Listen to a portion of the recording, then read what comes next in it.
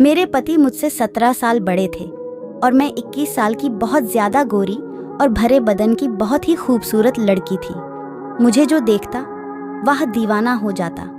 और मेरे पति देखने में बहुत लंबे चौड़े थे और उनके सर पर बाल भी नहीं थे। उनका बर्ताव मेरे साथ अच्छा नहीं था।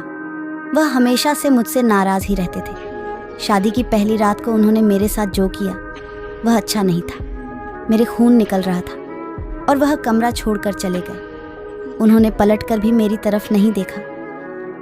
जी हाँ दोस्तों, यह बात उस समय की है जब मैं ग्रेजुएशन में पढ़ाई कर रही थी। मेरी बड़ी दीदी को लड़के वाले देखने आए थे। उन्होंने मेरी दीदी को पसंद कर लिया था और शादी फिक्स कर दी थी। मेरे माता पिता और हम लोग भी बहुत खुश थे इस शादी से। यह हमारे घर की पहली शादी थी। हम सब लोग बड़ी धूमधाम से शादी की तैयारियों में लगे हुए थे। आखिरकार शादी वाला दिन आ ही गया। घर पर बारात आ गई। मंडप में दूल्हा बैठ गया और लड़के वालों ने कहा, जाकर दुल्हन को बुला कर लाओ। हम सब लोग अपनी दीदी को बुलाने उनके कमरे में गया, लेकिन जब कमरा खोल कर देखा तो हम सब लोग हैरान रह गए। वहाँ पर दीदी नहीं थी। वहाँ पर सिर्फ एक लेटर मिला जिस पर लिखा हुआ था, पूजनीय पिताजी और माताजी, मैं यह शादी नहीं कर सकती। मैं किसी और से प्यार करती हूँ और मैं घर छोड़कर उसके साथ भाग रही हूँ। इसीलिए मुझे ढूंढने की कोशिश मत करना।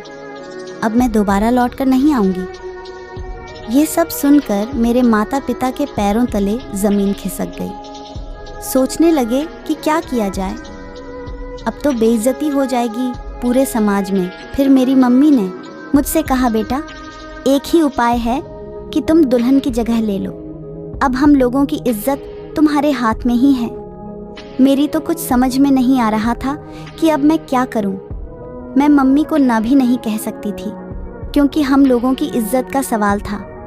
इसीलिए मैं दुल्हन के कपड़े पहनकर मंडप में बैठ गई और मैंने यह शादी कर लिया। मैं यही सोच रही थी कि जब दूल्हे को पता चलेगा तो क्या होगा। मैं घूंघट ओढ़कर अपने ससुराल में बैठी थी।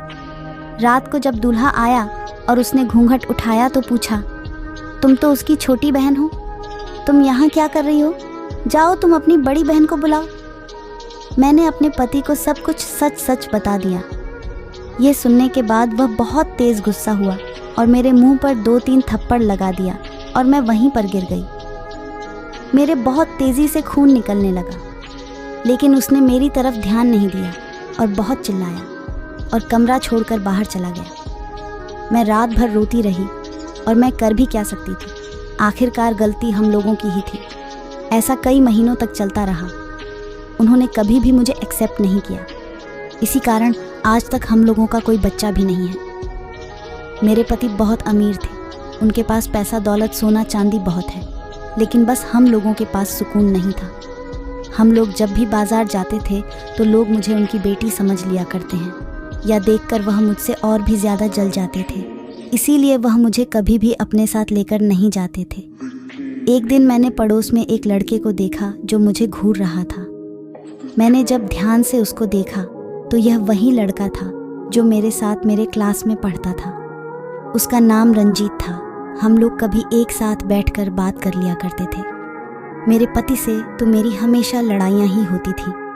पूरा मोहल्ला हम लोगों पर हंसता था और हम लोगों की लड़ाइयों को देखकर मज़े लेता था, लेकिन केवल रंजीत ही था जो मेरे दुख दर्द को समझता था। एक दिन मैं और रंजीत घर के बाहर खड़े होकर बात कर रहे थे। तभी अचानक मेरे पति आ गए और उन्होंने हम दोनों को देख लिया। वह मेरे ऊपर बहुत चिल्ला रहे थे और मुझसे लड़ाई कर रहे थे।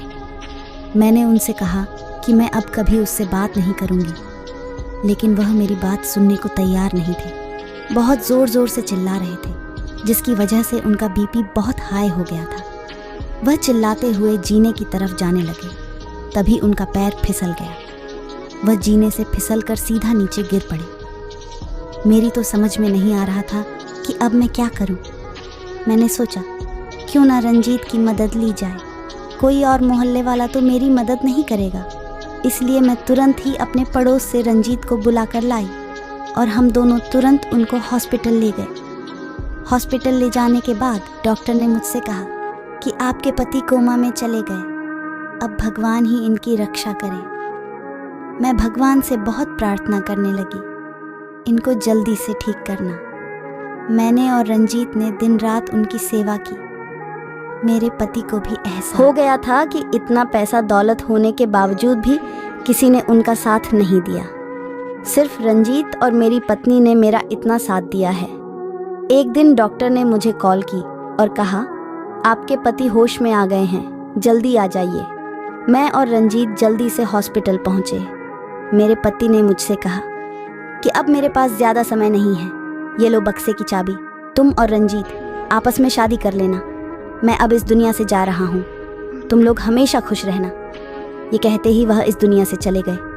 हम लोग बहुत रोए और उनको अंतिम विदाई देकर अपने घर लौटे तो वह चाबी से हम लोगों ने वह बक्सा खोला तो हम लोगों के होश उड़ गए। उस बक्से में इतना सोना, इतना चांदी था कि हम लोगों की 7 पुश्तें बैठकर खा सकते थे।